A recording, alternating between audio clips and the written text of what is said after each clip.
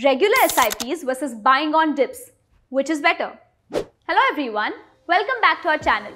Today we are talking about two popular investment strategies: systematic investment plans, SIPs, and buying on dips. Which one is better? Well, that depends on your goals, risk tolerance, and market knowledge. Let's break it down. First up, let's talk about SIPs. A systematic investment plan is when you invest a fixed amount regularly in mutual fund. It could be quarterly, monthly, weekly, or even daily. The key here is consistency. SIPs are suitable for building wealth over time. Since you invest regularly, you buy more units when the prices are low and fewer units when the prices are high. This is called rupee cost averaging. It helps reduce the impact of market volatility. The big advantage? It is a disciplined, long-term strategy that works well for people who want to build wealth steadily without worrying about short-term market fluctuations. Now, let's look at buying on dips.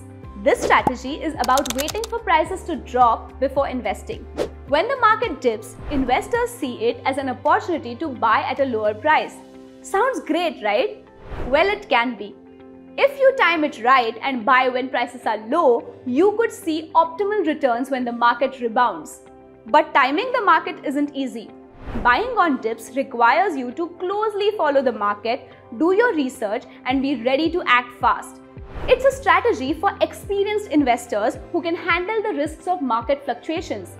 Let's compare these two strategies. SIPs focus on regular, consistent investments suitable for long-term goals like retirement or children's education. It reduces risk and takes the emotion out of investing. Buying on dips is about seizing the opportunities during market downturns.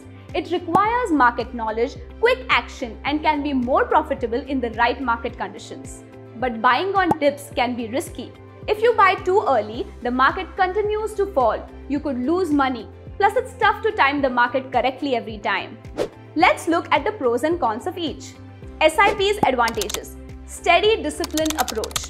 Reduces the impact of market volatility. Good for long-term goals. SIP's drawbacks: in a prolonged bear market, SIPs can take time to recover. May offer low returns in strong bull markets. Buying on dips advantages: can be highly advantageous if timed right. Great for investors with market knowledge. Buying on dips drawbacks: risky and tough to time correctly. Requires a lot of market monitoring and quick decisions. So, which strategy is better? Well, it depends. If you're a long-term investor looking for consistency, SIPs can be suitable.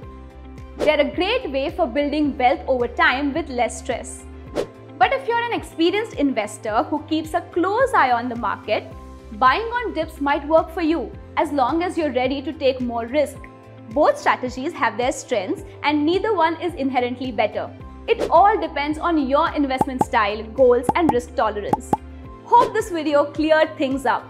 If you like this video, don't forget to hit the like button and subscribe for more investment education. See you in the next one.